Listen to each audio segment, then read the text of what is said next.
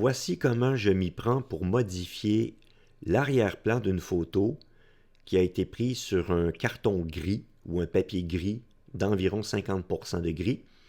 Et on voit la photo originale ici dans Lightroom. Une fois que je l'ai exportée en format TIFF, parce que c'est un format qui conserve toutes les informations sans compression, j'ouvre l'image TIFF dans Photoshop et c'est à partir de ce moment-là que la magie opère. Alors, on va aller voir immédiatement dans Photoshop. Alors, nous voilà maintenant dans Adobe Photoshop. Alors, nous avons déjà ouvert l'image donc de la clé ici avec les correctifs qu'on aurait appliqués dans Lightroom. Et on va déjà immédiatement sélectionner notre arrière-plan et créer un masque pour masquer justement la clé. Alors, on peut utiliser ici l'outil qu'on appelle l'outil de sélection rapide. Si on ne le voit pas, on peut cliquer ici et sélectionner outil de sélection rapide.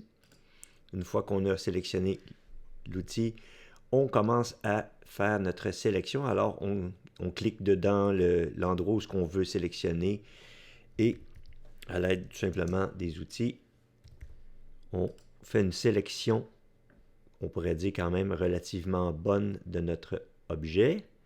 C'est sûr certain que si on a une version plus récente d'Adobe Photoshop, on peut tout simplement utiliser le système de sélection d'objets automatisé.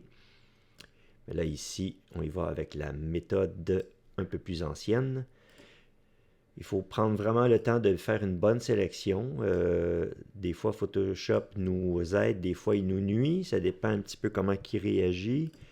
Je vais essayer de faire de mon mieux pour faire une sélection. Et pour que la vidéo ne dure pas pendant 10 minutes de temps, alors ce que je vais faire, c'est que je vais accélérer la vidéo, tout simplement. Et puis, je reviendrai lorsque la sélection sera complétée au complet correctement.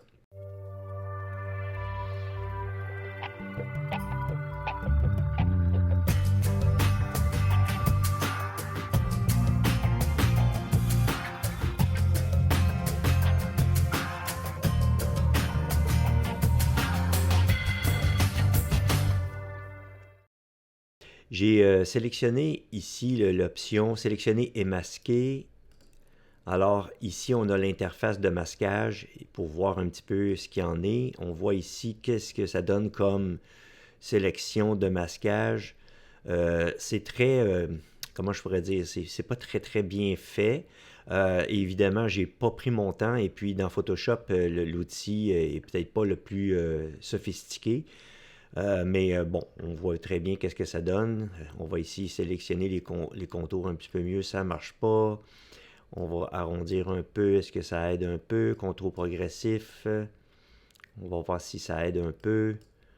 C'est pas terrible.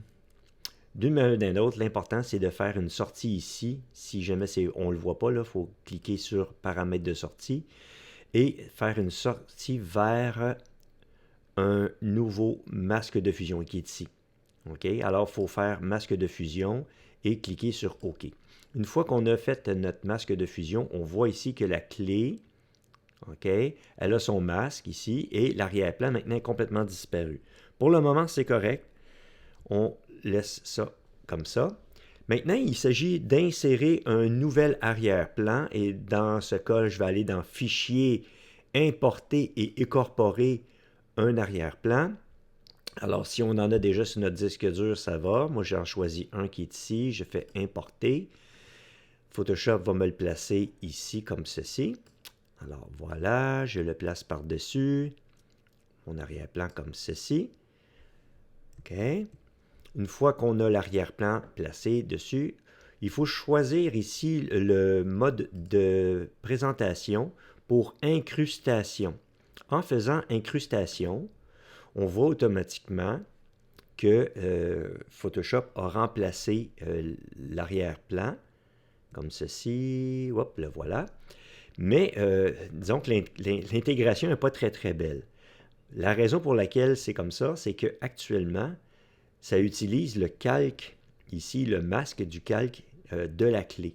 Moi, ce que je vais faire, c'est que je vais prendre ce masque-là et je vais le déplacer sur l'arrière-plan et je vais le sélectionner en cliquant dessus et je vais faire CTRL ou commande I, dépendant si on est sur Mac ou sur Windows, pour inverser le masque. Et en faisant ceci, on voit que les ombrages naturels de la clé reviennent, etc., etc. Et là, ça paraît beaucoup plus naturel. Tout est là et tout est naturel. On a l'impression que la clé a été réellement déposée sur cet arrière-plan.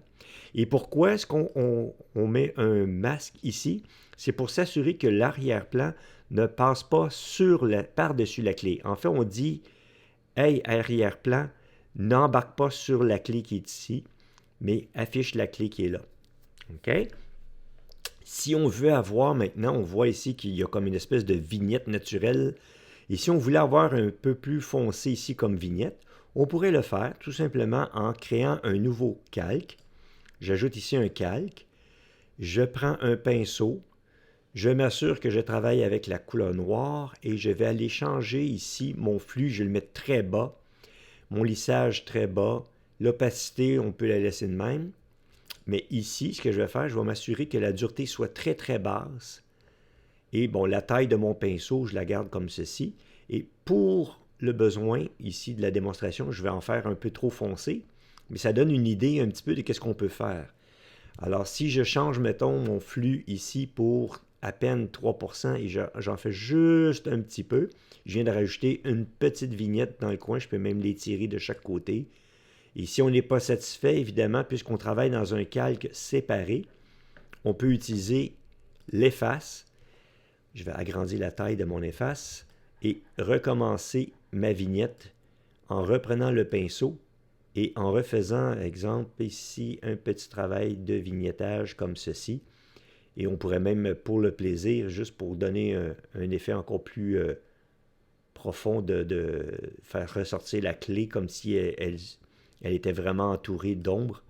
On pourrait le faire comme ceci. Alors, voilà comment on s'y prend pour changer l'arrière-plan à partir d'une photo dont l'arrière-plan était un gris neutre.